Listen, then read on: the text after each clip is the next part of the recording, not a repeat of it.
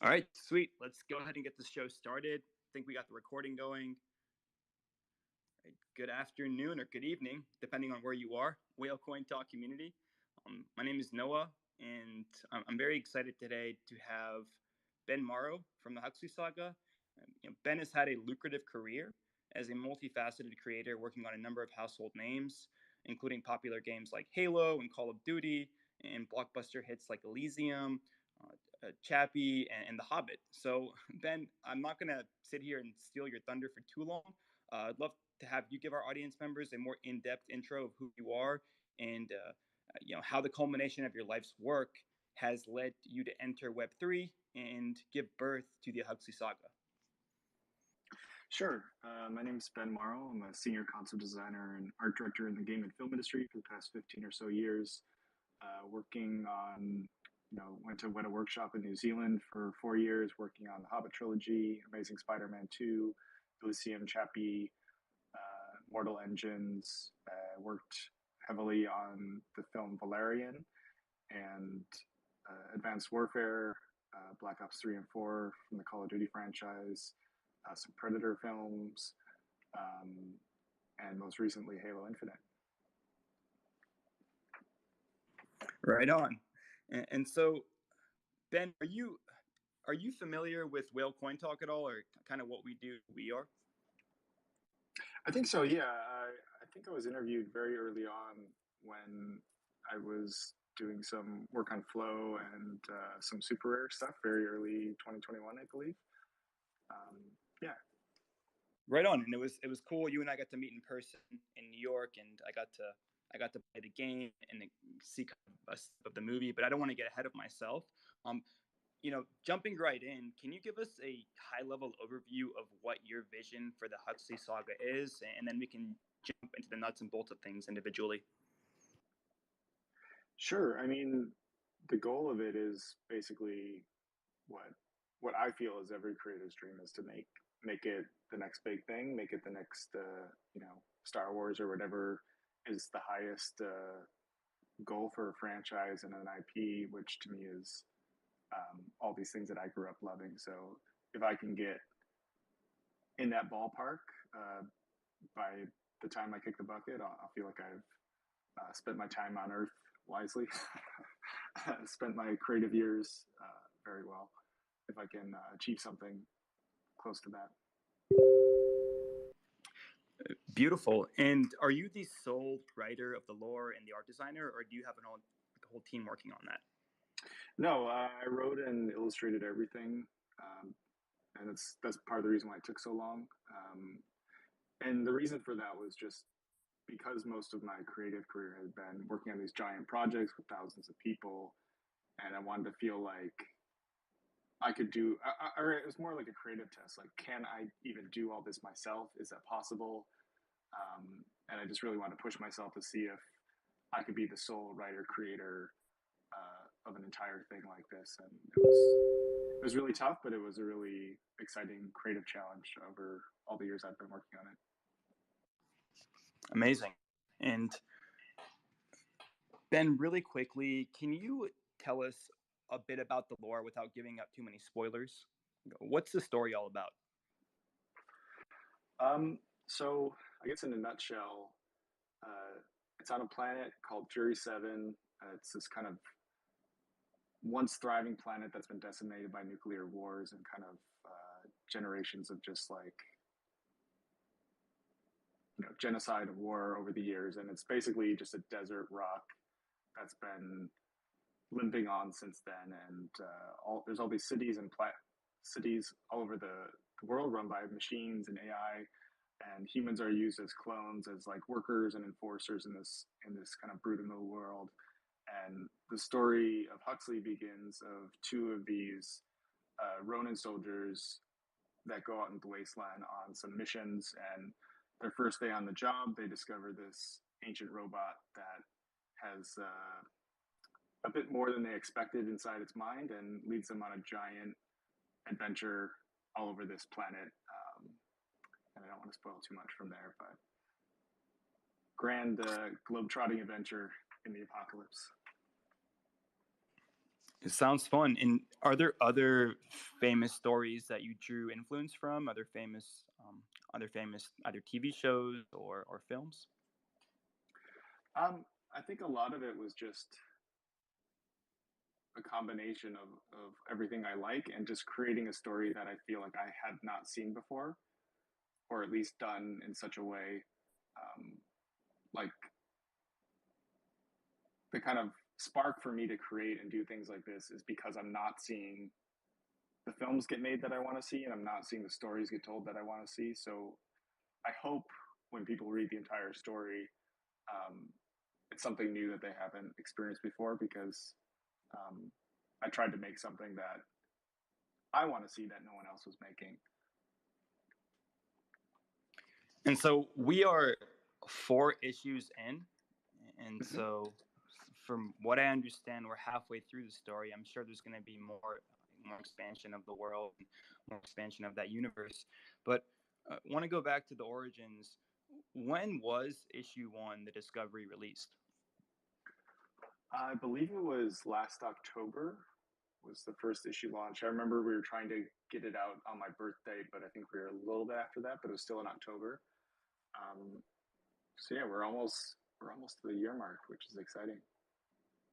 And the minting cost. This is what I said when I came onto your spaces. I wasn't too big into NFTs. I was more of a DeFi junkie, and um, I was really interested in play to earn at the time. But I was over in I was over in Jamaica for my friend's birthday, and my buddy Will, who actually as well, told me about this project. I was downstairs at her birthday party. He's like, "No, you gotta go mint these NFTs. They're gonna be big. This guy's huge." So like, I run up to my room. I'm like trying to find my hardware wallet. I go and I mint 4 of these issue 1s, and I kind of forget about them. Next thing I know, the issue 1s that I minted for zero point 0.1 ETH are trading for 1.5 ETH, and I'm like, whoa, wait, what's going on? And that kind of sent me into a journey of learning more about you and what you're building. What do you think attributed to such a high ROI for those first issues? I think probably because it was the Genesis issue, the first issue that was released. I think also what helped contribute to that was because the mints were not very fast, right? Especially those first 2 or 3, like it was very slow. It took many months to sell out, and I think it wasn't until we released robots that it kind of everything electrified and people started taking notice because they turned out so cool, like the robot avatars. And I think a lot of people are like, wait, how do I do this? What do I do? How do I get? I really want that. Like, I missed this one, but I want to be on the next one. And also through the process of the avatars, issue 1 had to be burned down significantly to create the Genesis tokens that were used for the avatars. So supply was cut down quite a bit. Um, we showed that there was really cool rewards and things within the ecosystem for people that are interested in avatars, and I think it's just a lot of these factors all kind of rolled into one, and it's really cool. helps a lot as well. Yeah, it's a really cool burn mechanism you have going on, and I think that that's really important for just for the token economy, even though they are NFTs. I, you mentioned the robots, so I'm going to jump over a few questions. Sure. Tell us a bit more about these robots. As far as I know, there are 3 avatars. There are robots which have been released, and you had to burn a certain number of of issues in order to get those. You have the humans that are going to be released, and then you have something that is we don't know what that is yet. It's a big question mark. So starting with the robots, what was the influence behind those? How many issues needed to be minted for those to come to life, and then what utilities do they provide with respect to the overall ecosystem? Sure. So the robots cost you had to burn 2 issue 1, so it was like 0.2 to burn, and I think it was 0.2 to burn to get a Genesis token from the issues, which was then you could redeem for the avatar. I think the floor is still like 3 to 5 ETH floating around. So like for 0.2 cost going in, people did quite well, especially a lot of the early collectors. And yeah, it was just a cool mechanism to get into the ecosystem for people who are really into avatars. There's only 1,000 of them, which was also a really kind of like low supply, and I just want to focus on quality. And each one was hand done. I didn't use any generative elements, so that kind of broke my wrist pretty bad. But it was cool to see people so happy with how unique everything was, because each one really is like a handcrafted one of one piece of art, which I'm really proud of, even though it took a lot out of me. And the base design of it is based on one of the characters in the comic book called Scrape, who's kind of a mass-produced service model kind of base, and created variants based off of his model, which there would be all types of different variants in the universe. So it made sense to start with him as the core design for the robots. And if audience members take a time and go look at OpenSea, these robots have they've given back ROI and some, and there's more to it than ROI, but it's very interesting to see kind of the value that they've held even through the whole bear market. So when can we expect the release of humans? Those are very close. That's like my days and nights right now. We'll definitely let people know at least a week in advance, but it's getting really close. I think we just finalized. Let's see what's left. I think we just have to do a few more back equipment and things, and a few extra little variants, and then we should have a pretty good idea of what date we can hit. Like, it's really like at the finish line right now, so it should be pretty soon. But a lot of it is just assessing the whole collection and having Kennedy and a few others like, oh, actually, we need 2 more eyes for this core design and this kind of thing. But just very much at the last little tweaks and final variants. Is there going to be a 10K cap the way there was with robots? And also, are the minting requirements going to be the same or different? Robots was 1,000 and humans is 3,000. The requirements are, it's similar to the robots where people had to burn. I think we had multiple ways. We had the same burn mechanism from issue 1 where you could burn 2 issue 1s, or 5 total of 1 issue 1, 2 issue 2, and 2 issue 3. So each issue gets hit with the burn mechanism to keep the overall total supply down, but also make sure that issue 1 is always the lowest circulating supply. And what else we were going to say? Sorry, what? Yeah, no worries. So no, it's all good. Sometimes I package my questions into one. So I read somewhere that if you currently own a robot, that's enough to just mint a new human. Is that true? Yeah. So as robots were like the Genesis avatars, we wanted to keep that in mind for all the holders of that. So 1,000 of the humans are dedicated to 1,000 robot holders, and there'll be a claim window for holders to get those. And I think there will be a time limit on that. So if you don't claim within that window, then you don't get it. So make sure to claim when that's open. And then the 2,000 other humans will be dedicated to the Genesis token holders to redeem. And by Genesis token holders, you mean people with issue 1s and multiple issue 2s and 3s? No, Genesis token are the things they burn for. So we had the burn windows for humans, and people could burn their comics to create new Genesis tokens for the humans. So everyone would have their Genesis tokens now for humans who burn during that window. Oh, so it's too late to actually burn and have Genesis tokens for humans. Yeah, it's a window of burning for those. So I think there's already quite allocated. Each category is pretty allocated for the maximum amount of humans at the moment. A few are a bit above. So the best way to get human would be securing a Genesis token on the collection, or waiting till they're public. Understood. And when did that take place? The human burn.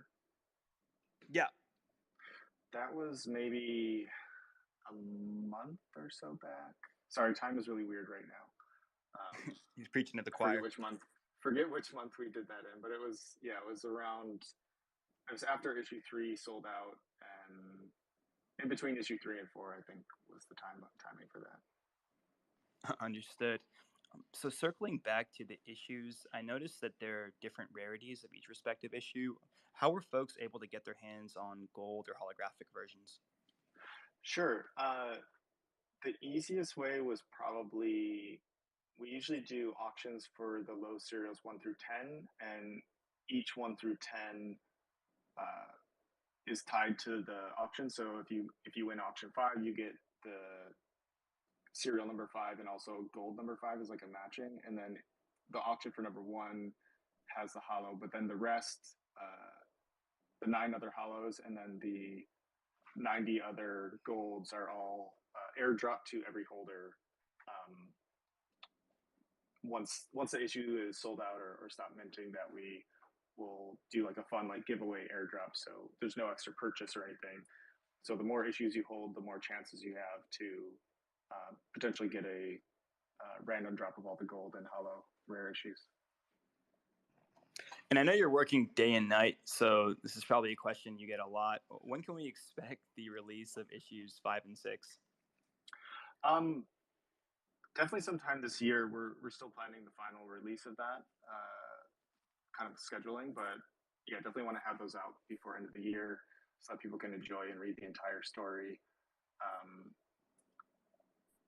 Yeah, like we said before, like I finished the entire comic book before we launched issue 1, so like there's no waiting on me to finish anything. Like the comic is completely done from the start, and it's just more of a timing kind of thing to not release too much stuff too fast. And folks can actually, for each NFT that they own, redeem a physical copy of the comic and have it sent to them. Once that physical copy is redeemed, though, that respective NFT can no longer mint another one. So I've seen people redeem. It's happened to me actually with an issue 2, I believe. Is I bought it and then I later realized someone had already redeemed a physical copy and then sold it on OpenSea. So I know that issue 1 physicals are currently being shipped out. What are some ways that people can win some? I even mentioned there are ways that people can win prizes. I'd be curious to know exactly what that means.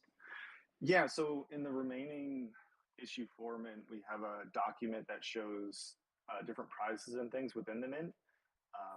So a lot of people who've been like keeping an eye on the Google Doc we made are able to get some physicals. There's gold issues. There's a bunch of stuff within the remaining mint. So it's kind of like a fun extra stuff we did for issue 4. So there are chances where you could snipe a signed physical of issue 1 within the current issue 4 mint, but otherwise you'd probably have to go into the trading channels to try to buy one from one of the issue 1 holders. Issue 2 and 3 physicals will be going out later as well. So for people who redeem those, they'll be getting those as well. And you'll be able to do the same to try to collect physicals. And issue 4s, if I'm not mistaken, are still minting now, and they grant you access to PDFs of issues 1 to 3. So lets anyone jump into the Huxley universe. How far into the mint are the issue 4s currently? We just passed into the final 2,000 issues remaining. So yeah, it should be, usually goes pretty fast once you get to the last like 1 or 2K. So we've sold like over 8,000 out of the 10,000 so far. So Ben, what happens, once all the issues are minted? What's next? Like issue 5 and 6. Yep. Once you have the whole series out and people knows how this saga ends, what's the greater vision? Well, we still have collectibles, which were also done before we even launched issue 1. So a lot of this stuff, again, there's a ton of stuff like that I'm sitting on, but we're just, what is the best way to release this? It's like a giant elephant that's too overwhelming if you just like released it. It's like, how do you chop up this thing over a long period of time so it's not super overwhelming? And Yeah, it's a better problem to have than not having anything and figuring out and rushing to make something that's the next thing. So a lot of it on my end is just like we already have a lot of those, and it's like, okay, what's the best time? What makes the most sense? And but it's also good to it just gives us more time to plan the best strategy to do the next pieces. So I had a question, one more about the avatars. Is there any plan once all three are released to combine them into one super avatar? Um, we have thought about a few different ways for potential things like this, but we haven't finalized anything. But there are definitely some interesting ideas for how some things like that could work and be pretty cool. But we haven't finalized anything yet. So with respect to the issues, the avatars, and the collectibles, as well as each of their respective current utilities and future utilities, is there anything that I haven't asked that you want to share with us and have me expand upon? Um, yeah, I'm not sure. I mean, on my end, I'm just trying to push things on all fronts. So a lot of the things on my end are expanding the stories. Like the next trailer that's getting made is a prequel and takes place before the comic, which sets up some bigger world building stuff, some new characters, some new storylines. Um, and yeah, I guess on my end, I'm just trying to push as many different avenues as possible, working with writers to um, develop more like traditional novels kind of thing. Um, and while the other team is and producers are working on the film side, yeah, just trying to push things on all fronts as much as possible. Yeah, it sounds like it. Do you have a relatively small team, or do you have quite a few people pushing things on all fronts? Um, it usually scales up or down depending on what I need. Like for example, production design for the next trailer was maybe 5 or 6 people, but then when the trailer gets made, that's going to be a pretty big studio that's full of like a lot of people. So um, technically, the team will be maybe a whole studio full of people, but it it makes sense to do that when you need to execute a bigger thing. Um, but I know in order to kind of like be efficient with costs and budgets, I'm able to do most of it myself or with a very small team. So I like to just be as efficient as possible in all scenarios. And when you say trailer, do you mean trailer for the Huxley feature film? No, this is for new storylines that will take place. So the bigger stuff is getting worked on, but then a lot of the other things I want to make. Basically, I don't like sitting still and waiting, so I'm always just being proactive. Like, okay, the comic book is going to be a movie. I have ideas for other stories that could either work as a TV series or other movies. So I'm going to start developing and creating those in a similar manner so that all that stuff is ready regardless of what's happening anywhere else. So it's just putting like more irons in the fire, I guess, is how I think of it. So the next thing that's getting made is a prequel, which could either be a storyline for a season of a show if fleshed out, or it could be its own unique movie. And then there's another one happening maybe like 15, 20 years before that storyline, which again could also be a whole season of a show or another movie in its own right. So just thinking about things, again, expanding the story and world as much as possible, and also creating more opportunities for different products in the future. Yeah, you're envisioning an entire Huxley universe, which is really cool. Yeah, With these prequel stories, will there be associated NFTs like the issues that we saw with the original Saga? potentially like comics take a very long time. Like Huxley took me many years. So on my end, working with a writer is a much more efficient way to get a story fleshed out that could end up being a novel that could be sold or could be adapted into its own graphic novel. So there's a lot of possibilities, or it's pieces of whatever the final trailer product ends up being. There could be interesting ways to do it that way too. But on my end, I always like to have a great product first, and then I'll figure out the coolest way to integrate it and sell it. Like the graphic novel I was working on my whole career, and my original plans were I'll go to a publisher and get this published into a book. But once I had the final product and looked at the markets that were available to me, Web3 and NFT seemed like the most exciting and fascinating way to do something in 2021. And that seemed like the most sense to do it that way.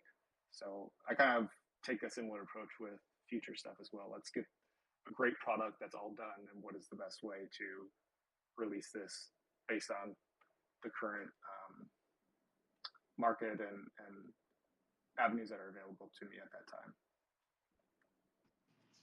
Yeah, I think that evolving with the market, evolving as the market atmosphere is also evolving is the best way to go. When I visited in New York, I got to do a couple things. I got to meet, a few things. I got to meet you, which was awesome, but I also got to play the Huxley video game, a clip of the feature film. So, with that said, can you tell us a bit more about the video game first, and specifically, where did the gameplay and art design draw their inspiration from, and where can we demo this, if anywhere at all? Sure. Yeah. So the plan for the game stuff is to create a vertical slice demo to showcase the type of experience I'd want a full giant game to be. And right now, the current one is more of a simple multiplayer experience where you can kind of play team deathmatch against bots. I would like to have that be more of a experience that all the holders and collectors could play with each other and kind of like get feedback and be more active and involved. So right now we're integrating the online components. So I'm just seeing how long that might take, but I think that could be a fun thing that we could all play together and everyone could give feedback and see what they like, see what they don't like. And then one of the artists have been working with for a while, he really has some cool ideas for a single player experience. So I really want to let him like go and develop that and see what he comes up with for a potential single player kind of vertical slice. And just video game development is very experimental, and I really want to lean into that and see what multiple different cool Huxley based experiences could be like in this universe. Because there's a lot of games that I would love to make in this universe, and it'd be fun to have multiple different prototypes for what could exist. The current vertical slice for the death match is we were drawing inspiration from just a lot of the things in the comic. The main character model that we have currently is actually from the CG cinematic trailer, and we optimized the model to be more friendly and Unreal, so we could have multiple characters running around at the same time without chugging the system too much. I thought originally that we could just use the cinematic model, but it is quite dense and only made for like film. But so it was cool to see the character optimized and also look basically identical to what we had in the film. When we chatted in New York, I asked you when you expected the complete vision to be released, and you said, I'm not rushing things. I want to take it one step at a time," which I completely get. It makes sense. It takes a long time to build a good video game, and we've seen big studios like Star Wars try multiple times to make a great game, and ultimately it kind of just doesn't work out for them, especially as far as MMOs go. But with Huxley, I saw a lot of inspiration, or at least in my head, I saw some inspiration drawn from Halo, and I'm sure you drew from other places as well.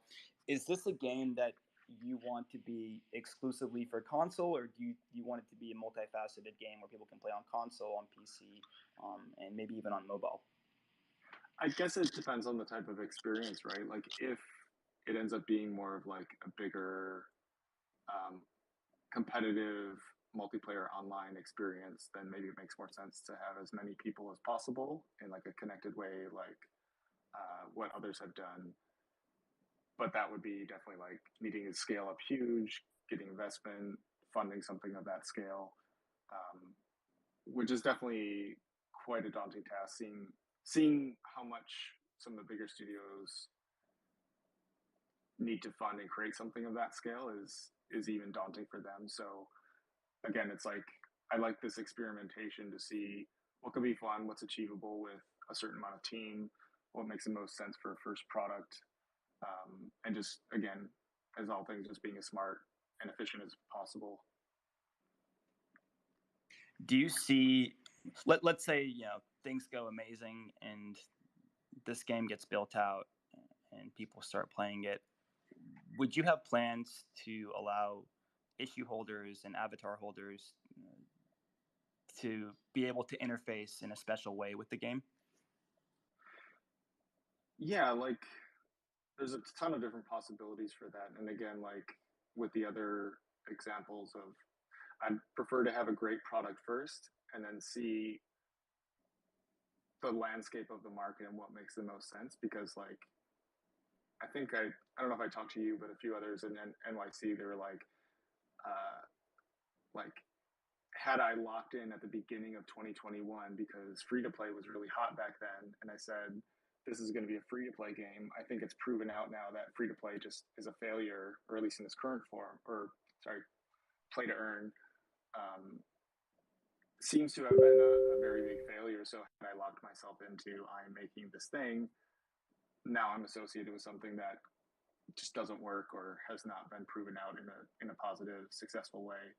So like with all things, I'd rather have a great product that I've made that I'm happy with and find the best ways to do things when it's ready. It makes sense. And I'm assuming you're taking that same point of departure with the Huxley feature film, but would love to hear more about your thoughts on that. Yeah, for the film stuff, I'm just letting the producers do their thing, and when they have updates that are able to be shared, we'll definitely be the first ones to shout from the rooftops as well. You did mention the potential of a series, like certain Huxley sagas being turned into television series. Have you ever thought about maybe doing something with a studio like HBO? I would love that. Yeah, I think the main thing is just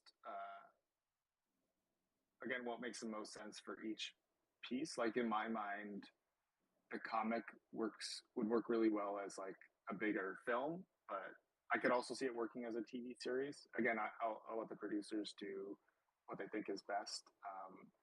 But I could see it working in multiple ways. Like, so what I'm planning now in the prequels could either be two pretty big seasons of a show or multiple seasons of a show, or those could just be two movies. So it's like three movies, or maybe it's just many seasons of a giant show. But again, I just like being proactive, and I'd rather be making those things instead of waiting for the first piece to get off the ground. By that time, you know, I'll probably have a ton of stuff already done and ready to go, which is just how my personality is. Ben, do you envision a future where people like you create universes of films, video games, television series that allow NFT holders to interface with each of those respective works of art in an entirely different way that we've seen in the past? Do you think that's something that is going to become mainstream and folks like you will be trailblazers in that regard? I think so. I mean, I think it's still so new and experimental. I mean, I'm sure there's going to be a million things that we all try and see what happens, and some things work, some things don't work. But I think as artists and creators, we should always be trying and like, oh, what if this happened, or what if we tried that? And you know, maybe it works, maybe it doesn't, but we tried. And I think collectors and everyone involved are excited to see people trying new things and explore what's possible with this stuff, because it is very early. Like again, with like the early days of .com, everyone was just like, what is a website? What's the internet? How does this work? How do we combine all these things? Like, what can you do with all? It's like that's exciting to me, you know. And it's gonna be cool to see how it all cross over and what works by the end.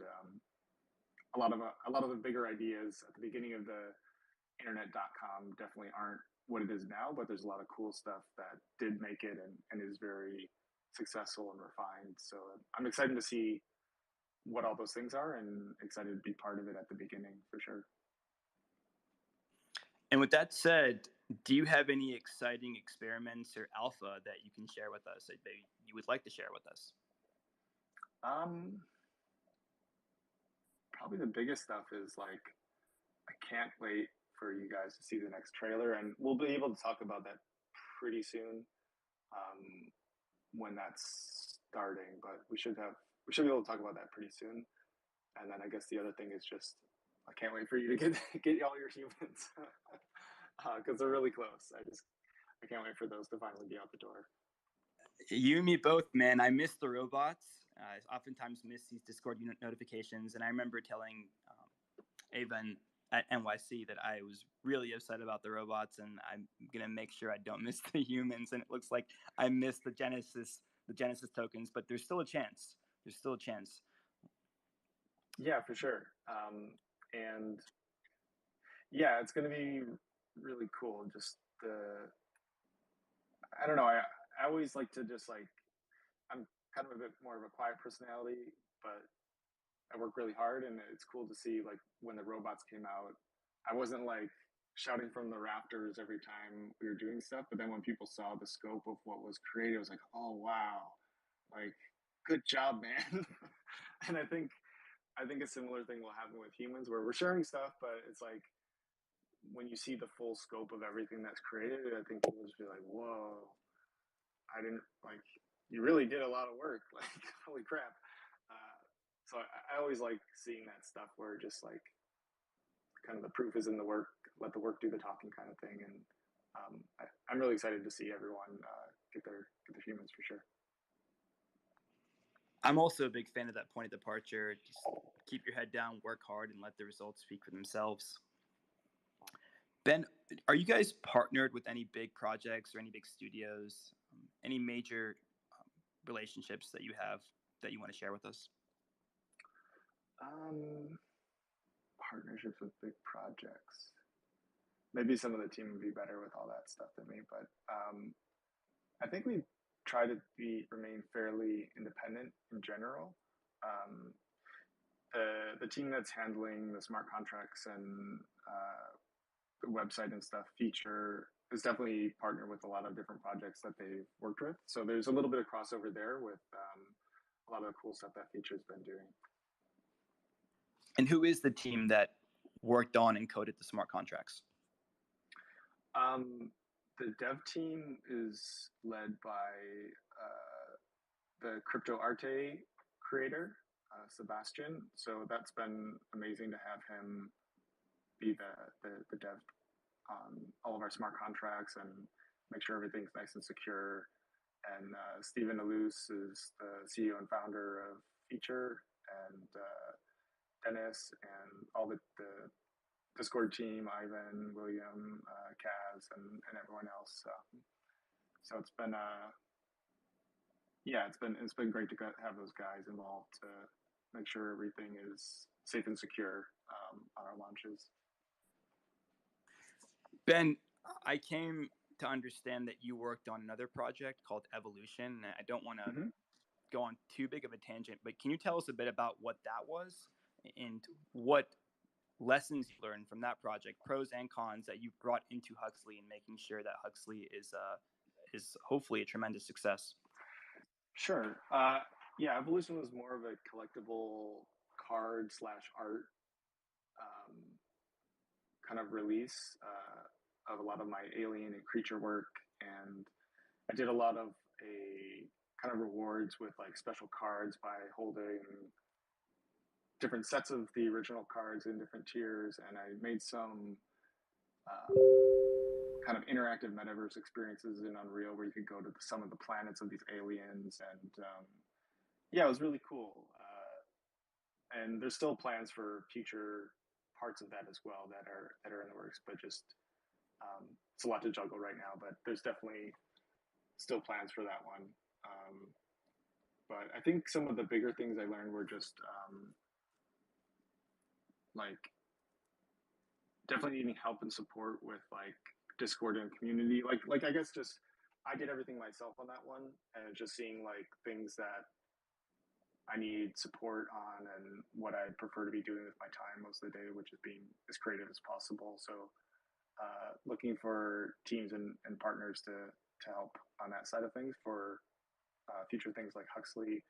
Other things were just so that was on Flow, which was very early at the time, and just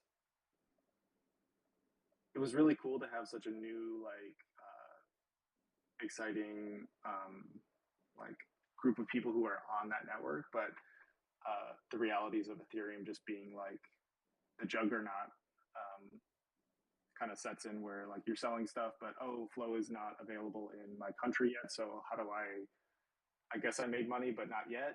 I don't know. Like, so there's a lot of like stuff like that where it's like you sold some stuff, but technically you don't really have any money yet because it's not approved in your country. And it's like, okay, well, that's makes things complicated for sure. There's still a lot of uncharted territory, as you said. You made the analogy earlier of early internet days where people are experimenting with things, seeing what works, seeing what doesn't, and we're just on the cusp of it. We're in the middle. So, Ben, I had some more personal questions for you, or rather personal questions as they pertain to Huxley. What's your favorite issue so far?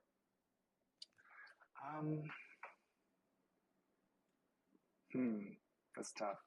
A lot of really cool stuff happens in issue 4. Like a lot of threads intersect, and you meet some new characters. You meet Tirada, he's the cover of issue 5. So I'm excited for people to learn more about his story. But I don't know, there's something really cool in each one. But maybe issue 3 or 4 has some really cool stuff in it. That's a lot of these initial story threads for all the characters start interweaving a bit more into each other, and it gets pretty cool to see how some of that resolves. I have a quick question from one of my team members, Acti.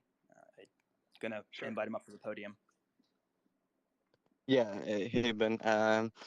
First off, I love to see professionals in Web3 and crypto, and I want to take advantage of the fact of having you here.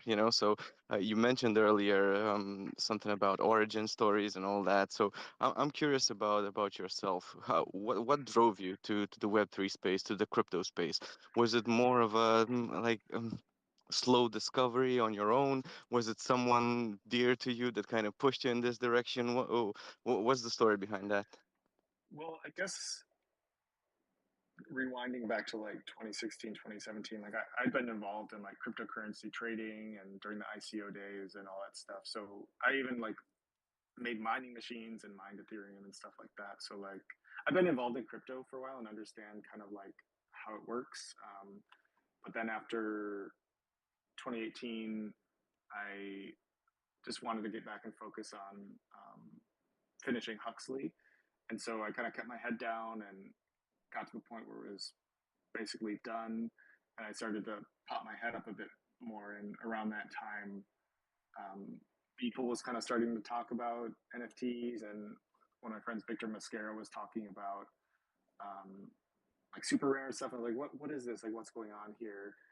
And once I kind of researched more and dug into it, to me, it was just like the thing that solved every problem I've had as a digital artist, which is there's finally a way to sell and monetize our digital creations, but just had not happened at any point in time in my career before that. So we'd always have to be at kind of the beck and call of like all the gatekeepers, whether that's a giant publisher, whether that's a studio or whatever it was. We finally had a way to like sell directly our digital creations to an audience in a way that had just never been done before. So in my mind, I just saw it for the technological revolution that it was. And to me, it was just like the solution to all my problems, and I had to be involved in whatever this ends up being.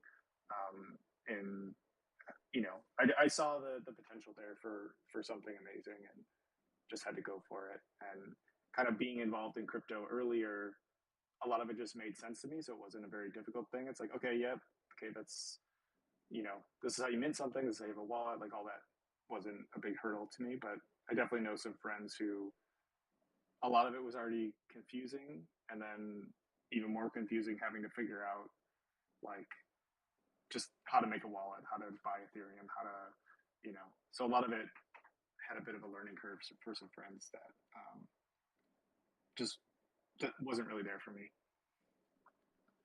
Yeah, and I love what I'm hearing. It's a journey of personal discovery, and then oftentimes we get feedback from all kinds of artists and teams and all this, and they're saying, yeah, you know, I wished I would have know more about how it works and know earlier about all these things. But having people like you that have like really good experience in real life, so to speak, and to have someone that understands the technology, I think it's a big advantage for everybody involved, you know, in the Web3 space. And we need more people like you, not just artists, but from all, you know, areas, and more people to get involved. And I think you're doing something super exciting. Yeah. Well, thanks, man. Yeah, I mean, I think it does help because I guess I'm always really curious about stuff, and so when all the ICO stuff happened, like, oh, what is this? How does that work? Like, what is this? Like, what is mining? Like, how does that work? Let me try to build a rig. And like, I get really curious and experiment. And the mining stuff didn't really work out for me, but I learned a lot about how to build computers and machines. And like, I use that every day now, like building my own render farms and rigs for my art. So like, yeah, nothing's ever really wasted. And I'm always just kind of have this kind of curious mindset in general. Yeah, it sounds great. And yeah, crypto is sort of like this. The more you learn, the more you go down the rabbit hole. But guess what? The more you use it, the more you put attention into it, the more people will see it, and it grows the space for everybody. So I think it's great. Yeah. Yeah, for sure. I agree. Thank you, Acti, for the inquisitive questions as always. Ben, I want to start calling on some audience members, but before I do, Sure. I tried to cover everything at a high level. Obviously, you know, you and I could probably spend more time jumping into the individual nuts and bolts of things, but I want to be cognizant of your time and also have you on again in the future where we can do more of a deep dive into very specific components, especially as you built the ecosystem out more and more. But For is there sure. anything at all that I missed that you want to share with us? Um, I think we covered a lot. I'll probably remember something after we're done, but unless someone has some bigger questions, I think we covered a lot of the higher level stuff. Right on, man. That makes two of us. I'm gonna get off this phone in 5 minutes after. I'm gonna be like, oh, Daz, is a question I had written down. I forgot to ask Yeah. him, but that's how she goes. So I'm gonna call on. Well, I called on somebody, but he seems like he's left. Let's go with Spark.